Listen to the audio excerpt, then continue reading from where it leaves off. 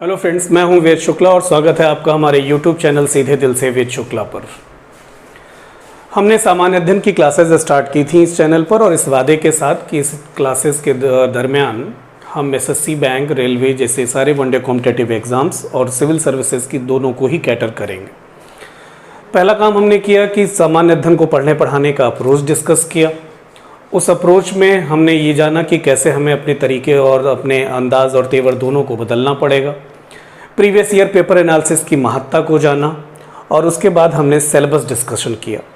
हमने कंप्लीट सामान्य अध्ययन का सिलेबस डिस्कस करने के बाद एक सब्जेक्ट उठाया जिसका नाम था भारतीय संविधान एवं राज्य व्यवस्था, इंडियन कॉन्स्टिट्यूशन एंड पॉलिटी, और इसके सिलेबस को ब्रीफ किया। हमने ब्रीफ करने के दौरान इसे हमने 5 यूनिट में बांटा था और ये तय किया था कि भारतीय संविधान एवं राज्य व्यवस्था को 5 यूनिट में बांटकर हम पढ़ेंगे और एक एक यूनिट के टॉपिक भी डिसाइड किए थे। और शुरुआती 2 वीडियोस जो हमने डाले थे, हालांकि उसमें कुछ जो है टेक्निकल खामियां रह गई थी, कहीं लाइट की प्रॉब्लम तो कहीं साउंड की प्रॉब्लम, जो समय के साथ सुधर जाएंगी, लेकिन इन बाकी चीज़ों के लिए हम जो है क्लास को होल्ड पर रखें ये बेहतर नहीं है और आपकी रिक्वेस्ट पर फाइनली हम उसे स्टार्ट कर रहे हैं। तो मैंने कहा कि कंप्लीट सिलेबस को डिस्क्राइब करने के बाद इंडियन कॉन्स्टिट्यूशन एंड पॉलिटी को हमने उठाया और मैंने बताया कि उसे 5 यूनिट में बांटा था। सिलेबस डिस्कशन पहले ही हो चुका है। 2 वीडियोस जो हमने डाले हैं उसका नाम ही है सिलेबस एंड स्ट्रेटजी, यानी पाठ्यक्रम और रणनीति, पढ़ने पढ़ाने का तरीका और पाठ्यक्रम दोनों हमने वहाँ डिस्कस किया है। 5 यूनिट में सिलेबस को बांटने के बाद आज हम यूनिट 1 यहाँ फिर से मेंशन कर रहे हैं रिकॉल कराने के लिए, क्योंकि इसी यूनिट 1 के साथ अब सफ़र आगे बढ़ाएंगे। इस यूनिट 1 में कुछ टॉपिक्स हैं जो आपके सामने हैं। पहला, लोकतंत्र, संविधान सभा, प्रस्तावना, देसी रियासतों का एकीकरण, राज्य पुनर्गठन, संविधान के स्रोत, संविधान में वर्णित अनुसूचियां, संविधान के भाग और संवैधानिक विशेषताएं। ये वो छोटे छोटे टॉपिक हैं जिन्हें हम यूनिट 1 में एक साथ एक जगह रख करके सबसे पहले इन बातों से और इन टॉपिक और इनके सवालातों से जो है मुक्ति पाएंगे, फिर आगे बढ़ेंगे। एग्जाम्स में अचानक जब हम बैठे होते हैं, पेपर हमारे सामने होता है और कुछ क्वेश्चंस हमें ऐसे दिख जाते हैं जिनके बारे में ये आइडेंटिफाई कर पाना मुश्किल हो जाता है कि एग्जैक्टली ये किस सब्जेक्ट और किस पोर्शन को रिप्रेजेंट कर रहे हैं। इसमें हमने ऐसे टॉपिक भी रखे हैं जैसे देसी रियासतों का एकीकरण। पहली नज़र में हम ये नहीं डिसाइड कर पाएंगे कि ये हिस्ट्री का है या फिर कॉन्स्टिट्यूशन का पोर्शन है, लेकिन एग्जाम में है। और फिर जो सिलेबस हमारा होता है, जो एक लीग का सिलेबस है, उसमें हम कहीं देसी रियासतों के एकीकरण जैसा सब पॉइंट भी नहीं पाते, उससे 2-4 भी नहीं होते और जाहिर तौर पर एक आसानी से बनने वाला क्वेश्चन हट जाया करता है। तो मैं इसे रब करूंगा और किसी एक टॉपिक के साथ सफर आगे बढ़ाएंगे। आज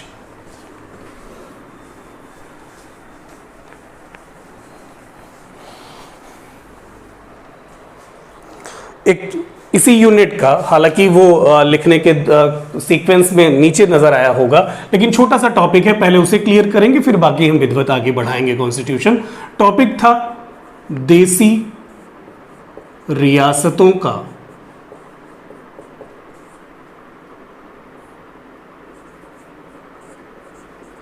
एकीकरण।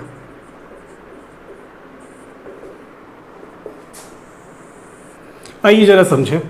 इससे पहले कि इस टॉपिक को लेकर आगे चलें, ये जान लें कि इसमें पढ़ना पढ़ाना क्या है देसी रियासतें और क्यों पढ़ना है इसे हमें। दरअसल अगर भारत का इतिहास हम देखें तो हमारे इतिहास का एक लंबा हिस्सा गुलामी का इतिहास रहा है। मैं ये नहीं कहना चाहता कि हमारा इतिहास संघर्षों का इतिहास और गुलामी का इतिहास रहा है तो इसमें हमारी खामियां ही होंगी, कुछ परिस्थितियां भी रही होंगी, लेकिन हम ये जानते हैं कि एक लंबा फेज जो है हमने स्ट्रगलिंग फेज के तौर पर गुजारा है, गुलामी के तौर पर गुजारा है। जैसे भारतीय इतिहास को हम 3 भागों में बांटते हैं, प्राचीन इतिहास, मध्यकालीन इतिहास और आधुनिक इतिहास। प्राचीन इतिहास में विवाद के घेरे में तो ये भी है कि हम जिस सनातन धर्म, जिस सनातन संस्कृत के पोषक हैं, जिसके पैरोकार हैं और जब उस सनातन संस्कृत के संस्थापक आर्य, वैदिक धर्म के संस्थापक आर्य, उन्हें भी आज ये माना जाता है कि वो भी मध्य एशिया और दक्षिणी रूस के क्षेत्र से थे, यानी वो भी विदेशी थे। तो हम उनकी परंपराएं, उनके रीति रिवाज, उनकी मान्यताएं और उनको जिनको लेकर हम चल रहे हैं, जो हमारे बदन में लहू की तरह दौड़ रही है, ऐसी सारी संस्कृति और कल्चर और उसका रूट भी कहीं ना कहीं विदेशी नजर आता है। खैर, मध्यकाल की बात अगर करें तो दिल्ली सल्तनत से लेकर मुगल काल तक, यानी 1206 से 1526 दिल्ली सल्तनत यानी सुल्तानों का इतिहास, गजनवी, गोरी, ऐबक, इल्तुतमिश, रजिया, बलबन, जलालुद्दीन खिलजी, अलाउद्दीन खिलजी, मुबारक शाह खिलजी, तुगलक वंश में गयासुद्दीन तुगलक, फिर मोहम्मद बिन तुगलक, फिरोज शाह तुगलक, और फिर लोधी वंश में बहलोल लोधी, सिकंदर लोधी, इब्राहिम लोधी। 1526 में इब्राहिम लोधी का पराजित होना बाबर से, और फिर एक नए विदेशी शासन वंश की स्थापना भारत में। यानी कंप्लीट मध्यकाल, जिसमें दिल्ली सल्तनत जो मैंने अभी अभी डिस्कस किया, मुगल काल जिसमें बाबर, हुमायूं, अकबर, जहांगीर, शाहजहां, औरंगजेब, सब के सब विदेशी विदेशी शासक हैं, और ये इतिहास भारत में गुलामी का इतिहास कहा जा सकता है। उसके बाद 3 मार्च 1707 तक ठीक चलता रहा, भले ही विदेशी शासन था लेकिन हमें उसकी आदत पड़ चुकी थी। 3 मार्च 1707 को औरंगजेब की मृत्यु, और औरंगजेब की मृत्यु के बाद से जो अब फेज शुरू होने वाला है वो एक बार फिर से किसी विदेशी शासन को मजबूती प्रदान करने वाला है। यानी बहुत दिनों से दस्तक दे रहे यूरोपीय व्यापारी अब भारत पर काबिज होने वाले हैं, और उन्हीं यूरोपीय व्यापारियों में से कोई एक अगले कुछ 100 सालों तक हमें जो है फिर से गुलाम और पद्दलित बनाकर रखने वाला है, और यह है यूरोपीय, और यूरोपीय यानी अंग्रेज। यानी पुर्तगाली, डच, ब्रिटिश, डेनिश और फ्रांसीसी, इन सारे व्यापारी यूरोपीय व्यापारिक कंपनियों के संघर्ष के बाद अंग्रेज वो हैं, ब्रिटिशर्स वो हैं जिन्होंने भारत को एक बार फिर से अपना गुलाम बनाया। भारत का इतिहास और उस इतिहास का एक अच्छा खासा हिस्सा गुलामी का इतिहास रहा है, इसमें कहीं कोई जो है दो राय नहीं है। हम गुलाम थे, गुलामी थोड़ी बहुत नहीं, मैंने कहा कि लगभग भारत के इतिहास की 50% का इतिहास गुलामी का इतिहास है। और इस दौर में भी कुछ लोग हैं जिन्होंने अभी उम्मीद का दामन नहीं छोड़ा, जो लगातार इस बात के लिए संघर्षरत हैं, प्रयत्नशील हैं कि कैसे जो है भारत से विदेशियों को बाहर खदेड़ें, अंग्रेजों को बाहर खदेड़ा जाए। आधुनिक इतिहास की बात अगर मैं करूं तो चल रही है जद्दोजहद, चल रही है कवायद, और ये वो लोग हैं जो लगातार 2 फ्रंट पर काम कर रहे हैं। एक तो अंग्रेजों को भारत से बाहर कैसे खदेड़ें, और दूसरा अगर अंग्रेज भारत से बाहर चले गए तो उस वक्त भारत की शासन व्यवस्था क्या होगी, शासन प्रणाली क्या होगी। कहीं ऐसा ना हो जाए कि मुट्ठी भर अंग्रेज तो भारत से बाहर चले जाएं, लेकिन फिर भारत भारतीयों के हाथ में ही खेलने को मजबूर हो जाए, यानी चेहरे बदल जाएं, गोरे नहीं हम काले लोगों के ही हाथों जो है शासित हों, और हमारे अधिकार फिर से जो है ताक पर रखे जाएं। ये डर उन्हें लगातार सता रहा है, और ये दोनों ही फ्रंट पे स्वतंत्र आंदोलनकारियों द्वारा काम किया जा रहा है कि आज़ाद भारत की दशा दिशा क्या होगी, तस्वीर क्या होगी, और भारत आज़ाद होगा कैसे। उस दौर में जब हम गुलाम हैं, हम अखंड भारत की संकल्पना से बंधे तो हैं, लेकिन उस वक्त भी भारत अखंड नहीं है। ये एक बड़ी समस्या है, बड़ा इशू है। जैसे मैं बात करूं, मैंने कहा देसी रियासतें हम पढ़ रहे हैं, तो क्या हैं देसी रियासतें? उस वक्त भारत छोटी बड़ी मिलाकर लगभग 562 देसी रियासतों में बटा था। I repeated, 562। इन 562 देसी रियासतों को अगर थोड़ी देर के लिए हम ये देखें कि ये भारत से अलग हो जाती, जैसा कि 1947 में 1947 के स्वतंत्रता अधिनियम में ये प्रावधान किया गया कि भारत आज़ाद होगा, एक नया मुल्क होगा भारत, और पाकिस्तान एक दूसरा नया मुल्क होगा।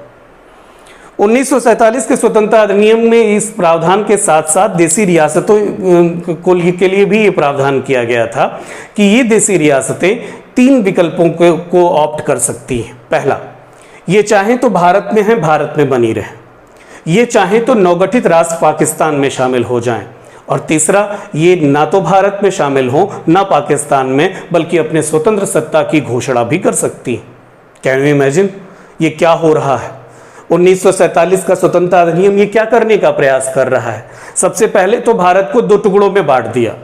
भारत अखंड भारत नहीं, आर्यावर्त नहीं, हिंदुस्तान नहीं, अब भारत और पाकिस्तान नामक 2 नए मुल्क जो है उभर कर आ चुके हैं। भारत के 2 टुकड़े हो गए। 2 टुकड़ों के बाद भी उसी भारत में जो 562 देसी रियासतें हैं, उनके सामने ये विकल्प छोड़ देना कि आप चाहें तो भारत में रहें, आप चाहें तो पाकिस्तान में शामिल हो जाएं, और आप ना चाहें तो दोनों में ना रह के अपने स्वतंत्र सत्ता की घोषणा कर दें। ये भारत के खिलाफ इससे बदतर स्थिति और क्या हो सकती थी? इससे बड़ी साजिश क्या हो सकती थी? जाते जाते अंग्रेजों ने भारत को लगभग 562 भारतों में बांट देने की का बीज डाल दिया था, और ऐसे भारत की हम कल्पना भी नहीं कर सकते। यानी कुल मिलाकर के स्थिति जो भी रही हो, लेकिन आज अब यही है कि आजाद हो रहे भारत के सामने 562 देसी रियासतों को एक सूत्र में पिरोने की चुनौती मौजूद है। या तो 562 भारत नजर आएंगे, भारत के अंदर ही 562 देश नजर आएंगे, या फिर ये भारत में मिल जाएंगी, दूसरा कोई रास्ता नहीं। स्वतंत्र सत्ता की घोषणा का विकल्प मिलने के साथ बहुत सी देसी रियासतें इस बात की ख्वाहिशमंद भी थी कि वो एक अपनी अलग प्रशासनिक व्यवस्था बनाएं, उनका अलग जो है क्षेत्रीय अधिकार और स्वामित्व हो, यानी वो स्वतंत्रता का जो है दामन थामे और खुद को आजाद मुल्क के तौर पर घोषित करें। खैर, इस चुनौती को स्वीकार किया गया और स्वीकार करने में जो सबसे प्रमुख नाम आता है सामने वो है सरदार वल्लभ भाई पटेल का।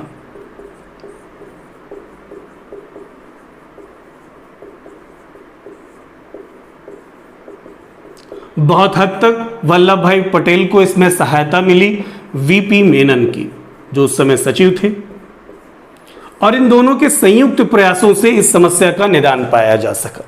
आइए देखें जरा कैसे। ना आप जानते हैं ना मैं, लेकिन 562 देसी रियासतों में से 559 देसी रियासतों ने रातों ही रात किए गए वल्लभ भाई पटेल और वीपी मेनन के प्रयासों का परिणाम ये हुआ कि रातों ही रात ये रियासतें स्वेच्छापूर्वक भारत में विलय होने पर सहमत हो गई।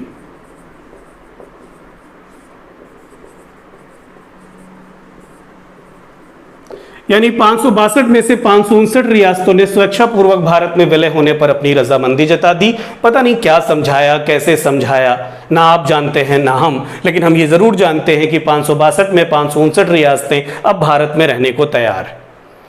3 चुनौतियां फिर भी रह गई, और ये 3 चुनौतियां क्या हैं जरा इनको देख लें, इनसे रिलेटेड क्वेश्चंस बनते रहते हैं, तो सबसे पहले इनको समझ लें। पहला, हैदराबाद। दूसरा, जूनागढ़। और तीसरा, जम्मू कश्मीर।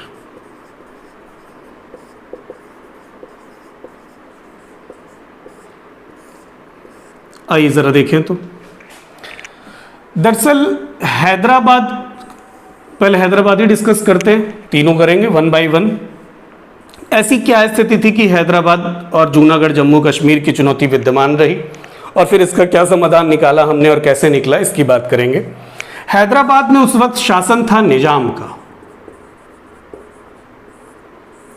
और ये निजाम जो है ये एक धार्मिक संगठन के प्रभाव में था,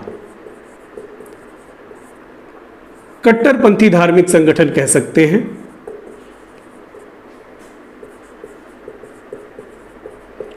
जिसका नाम था MIM, फुल फॉर्म मजलिसे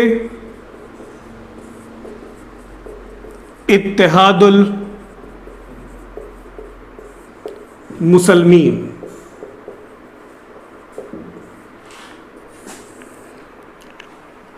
आज इसी MIM के नेता हैं असदुद्दीन और अकबरुद्दीन ओवैसी, मजलिसे इत्तेहादुल मुसलमीन। मैंने कहा कि हैदराबाद में शासन है निजाम का, और निजाम एक कट्टरपंथी धार्मिक संगठन के प्रभाव में है जिसका नाम है MIM, यानी मजलिसे इत्तेहादुल मुसलमीन। मजलिसे इत्तेहादुल मुसलमीन के फरमान जो है बड़े ही स्वेच्छाचारी तरीके के होते थे, और निजाम की उस पर उन सारे फरमानों पर मुहर होती थी। निजाम के अत्याचारी शासन और उसके जो है अत्याचारी शासन के दौरान किए गए तमाम ऐसे कांड जो जनता को त्राहि त्राहि करने पर मजबूर कर रहे थे, जनता उसका कोई समाधान नहीं पा रही थी। लगातार हैदराबाद की जनता भारत सरकार से इस बात के निवेदन कर रही थी कि हम हस्तक्षेप करें और उन्हें इस संकट से मुक्ति दिलाएं। लेकिन समस्या तो तब और जटिल होने लगी जब इसी MIM में एक गुट उभर कर सामने आया जिसका नाम था रजाकार। MIM तक तो मामला ठीक था, लेकिन MIM पर प्रभुत्व अब हो गया रजाकार गुट का। रजाकारों का गुट ये वो गुट है जो बहुत ही क्रूएल हैं, हिंसक हैं, जो अपनी मनमानी हिंसक तरीके से करते हैं, जो अपनी बातों को मनवाने के लिए किसी भी तरह की नैतिकता का दामन नहीं थामते, जिनको करना है तो करना है, जिनकी इच्छा ही कानून है, शॉर्ट में ऐसा कह सकते हैं। और रजाकारों के बढ़ते प्रभाव के चलते MIM पर उनका प्रभुत्व स्थापित होना, उनके प्रभुत्व जाहिर तौर पर निजाम को इनडायरेक्टली प्रभावित करना, और अब जनता का कोई माई बाप नहीं रहा। इस बीच में लगातार हैदराबाद की तरफ से प्रार्थना पत्र आ रहे हैं भारत सरकार को कि हम हस्तक्षेप करें उन्होंने और वहां की जनता को इस संकट से मुक्ति दिलाएं। लेकिन हम जानते हैं कि इधर एक अंतर्राष्ट्रीय स्तर पर संगठन का गठन हो चुका है जिसका नाम है यूएनओ, संयुक्त राष्ट्र संघ, यूनाइटेड नेशन ऑर्गेनाइजेशन। संयुक्त राष्ट्र संघ के प्रावधानों के तहत भारत में हैदराबाद अभी शामिल नहीं, और जब हैदराबाद भारत का पार्ट नहीं है तो भारत वहां किसी भी तरह का हस्तक्षेप करने की स्थिति में नहीं है। पंडित नेहरू का यही तर्क था कि हम जो है अभी अभी हाल फिलहाल में आजाद हुए हैं और हम अपनी छवि धूमिल नहीं कर सकते, हम हैदराबाद में किसी भी तरह का हस्तक्षेप नहीं कर सकते, क्योंकि एक मुल्क को दूसरे मुल्क में, आई रिपीट इट, हैदराबाद उस वक्त दूसरे मुल्क की ही हैसियत रखता था। हम एक मुल्क हैं और हम दूसरे मुल्क में किसी भी तरह का इंटरफेरेंस नहीं करते, हम अपनी अंतर्राष्ट्रीय छवि को धूमिल नहीं कर सकते। फिर भी लगातार आ रही मांग और खास करके वल्लभ भाई पटेल के अखंड भारत का ख्वाब इस बात के लिए वल्लभ भाई पटेल को विवश कर रहा था कि वो हैदराबाद का कोई ना कोई समाधान निकाले, और इसके लिए हैदराबाद से वल्लभ भाई पटेल के नेतृत्व में एक एग्रीमेंट किया गया जिसका नाम था stand still agreement. Stand still agreement यानी इसको आप हिंदी में कह सकते हैं यथावत समझौता। ये यथावत समझौता उस समय भारत की जो है आवश्यकता भी थी।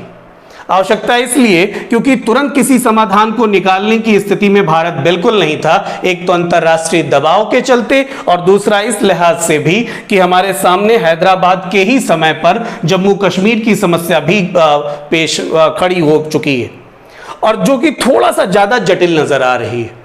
इसलिए इस वक्त होल्ड पर डालना ही एक बुद्धिमानी थी और वल्लभ भाई पटेल ने स्टैंड स्टिल एग्रीमेंट करके हैदराबाद से 2 साल का ये स्टैंड स्टिल एग्रीमेंट था कि 2 साल तक चीजें जैसी हैं वैसी रहने दिया जाए।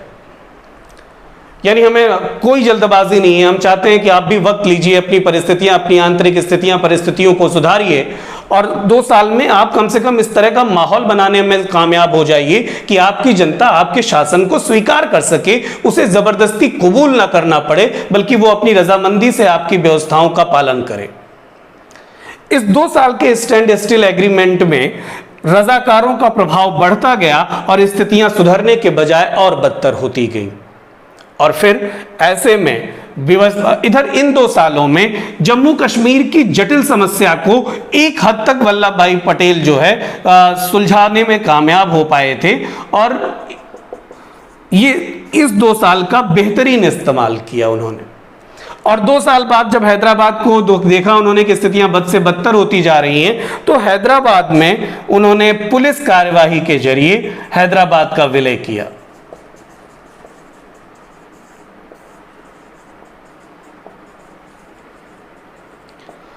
कहीं किताबों में आपको मिलेगा पुलिस कार्यवाही द्वारा विलय, कहीं मिलेगा सैन्य कार्यवाही द्वारा विलय, लेकिन कुल मिलाकर के हैदराबाद का भारत में विलय हुआ।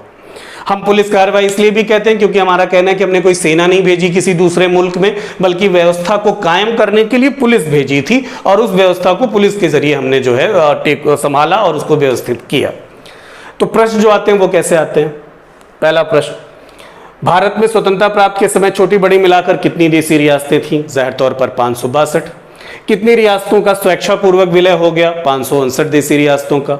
चुनौतियां कितनी? 3। कौन कौन सी? हैदराबाद, जूनागढ़, जम्मू कश्मीर। हैदराबाद रियासत का भारत में विलय किस प्रकार हुआ? तो सैन्य कार्रवाई या पुलिस कार्रवाई द्वारा विलय। जूनागढ़ और जम्मू कश्मीर की भी बात कर लें। जूनागढ़ यानी एक ऐसा स्टेट जहां शासक है अल्पसंख्यक और जनता है बहुसंख्यक। बहुसंख्यक जनता पर अल्पसंख्यक का शासन था। जनता इसको इजिली जो है अडॉप्ट नहीं कर पा रही थी। स्थितियां तो तब और बदतर हो गई जब इस अल्पसंख्यक शासक ने जूनागढ़ का विलय पाकिस्तान में करने का फैसला किया, यानी पाक में विलय का निश्चय।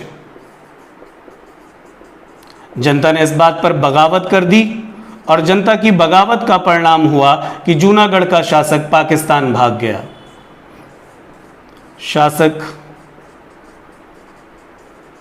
पाक फरार शासक के पाकिस्तान भाग जाने के बाद जूनागढ़ की गद्दी जो है खाली पड़ी थी। हम चाहते तो उसे मिला लेते, कोई सवाल करने वाला भी नहीं था, विरोध का तो सवाल ही नहीं उठता। लेकिन फिर भी हमने इस वक्त विश्व बिरादरी के सामने एक उदाहरण पेश किया। हमने जूनागढ़ में रेफरेंडम कराया, जनमत संग्रह, और जब जूनागढ़ की अधिकांश जनता ने भारत में विलय होने पर अपना वोट किया, तब जाकर के हमने जूनागढ़ को पाकिस्तान में मिलाया। इसके पीछे रीजन ये भी था कि पहले की गई कुछ गुस्ताखियों की भरपाई भी हो जाएगी, और जिस जनता के दबाव में शासक को पाकिस्तान भागना पड़ा है, हम ये पहले से जानते थे कि वो जूनागढ़ कभी भी भारत में विलय होने से इनकार नहीं करेगा। जम्मू कश्मीर, कुछ चर्चाएं यहां भी कर लें। जम्मू कश्मीर के शासक थे उस वक्त महाराज हरि सिंह। अगर जम्मू कश्मीर का इतिहास हम देखेंगे तो जम्मू कश्मीर भारत की मुख्य धारा से जुड़कर कभी नहीं रहा। बहुत कम समय के लिए भारत की मुख्य धारा में आया, अशोक के समय में या फिर कभी किसी और जैनुल आबदीन के समय में।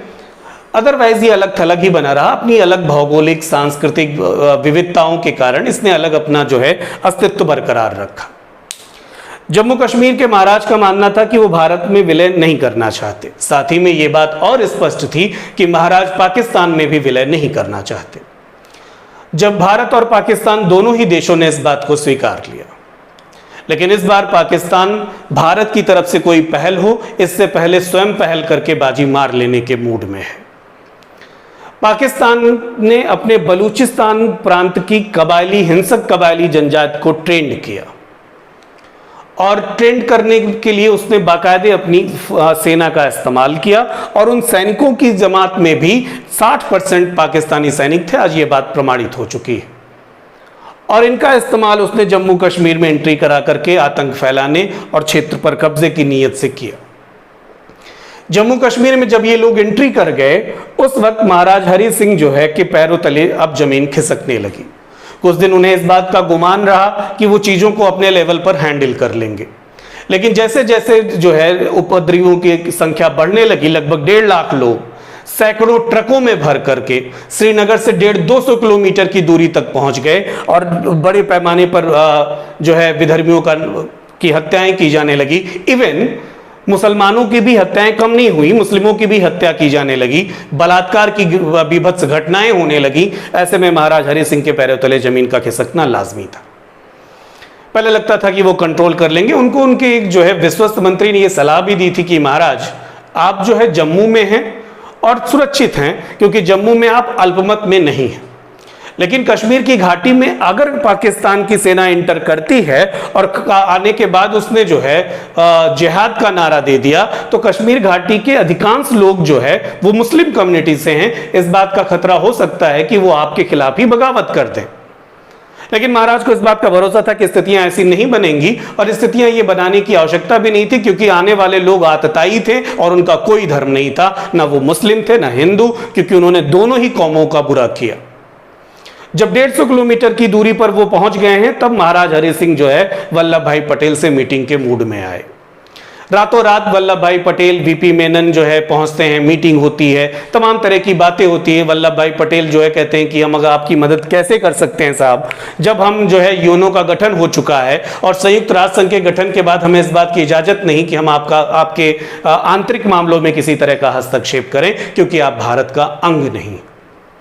हम चाहते हैं आपकी मदद करना, लेकिन हम नहीं कर सकते क्योंकि ये अंतरराष्ट्रीय दबाव है। महाराज हरि सिंह ने कहा कि दबाव है, समाधान भी आप ही निकालेंगे, क्योंकि पाकिस्तान एकदम बुरी नीयत से आप हमारे घर तक आ पहुंचा है, और हम कभी नहीं चाहते कि कश्मीर पाकिस्तान का पार्ट बने इन परिस्थितियों में। ऐसे में विलय पत्र ही एकमात्र विकल्प था। महाराज हरि सिंह को उस विलय पत्र पर हस्ताक्षर के लिए विवश किया गया, या आप ऐसा कह सकते हैं कि उस एकमात्र उपाय का इस्तेमाल किया गया। उधर महाराज हरि सिंह ने विलय पत्र पर हस्ताक्षर किया, उनको केरल की एक छोटी सी जो है रियासत में सुरक्षित भेजा गया, और जब सैनिकों ने यहाँ हस्तक्षेप किया और महाराज हरि सिंह के विलय पत्र पर हस्ताक्षर के बाद जो पाकिस्तान से आई हुई सेना थी उसे भी हमने बैकफुट पर जाने पर विवश कर दिया। दोनों ही देशों के बीच जंग का माहौल था, और फिर यूएनओ का हस्तक्षेप हो गया। यूएनओ ने कहा कि जो भी जहां भी है वहीं पर सीज फायर के बाद रुक जाएगा। दो देशों में युद्ध की स्थिति बनी हो और सीज फायर की घोषणा हो जाए, तो सीज फायर का नियम ही होता है कि मान लो पाकिस्तान यहां तक आ गया और भारतीय यहां खड़े हैं, तो ऐसे में जब सीज फायर होगा तो फिर जो जहां है वहीं रुक जाएगा। और यही जो दोनों के बीच की ये निर्धारक रेखा हो गई, यही कहलाती है line of actual control, LAC।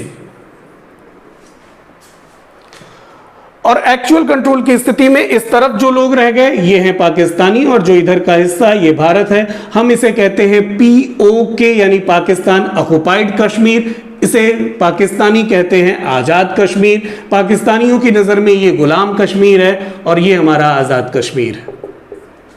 कुल मिलाकर के 562 देसी रियासतों में 559 का सुरक्षापूर्वक विलय, 3 चुनौतियां विद्यमान, हैदराबाद, जूनागढ़, जम्मू कश्मीर। सैन्य कार्रवाई या पुलिस कार्रवाई के जरिए हैदराबाद का विलय, जनमत संग्रह के आधार पर जूनागढ़ का विलय, और अंत में भारत में विलय पत्र पर हस्ताक्षर के जरिए जम्मू कश्मीर का विलय। तो अगर ये कहा जाए कि निम्नलिखित में से किस अधिनियम में यह प्रावधान था कि स्वतंत्रता प्राप्त के बाद ब्रिटिश सरकार और देसी रियासत के बीच हुए समझौते समाप्त हो जाएंगे और ऐसे में देसी रियासतें अपनी मर्जी से वो चाहें तो भारत में रहें या अपने स्वतंत्र सत्ता की घोषणा कर सकेंगी, ये किस अधिनियम में था? तो ये था 1947 के स्वतंत्रता अधिनियम में। या फिर आपसे पूछा जाए कि रियासतों के एकीकरण का श्रेय किसे जाता है, तो रियासतों के एकीकरण का श्रेय सरदार वल्लभ भाई पटेल को जाता है। Thank you so much. छोटा सा टॉपिक था जिसे हमने आज क्लियर किया।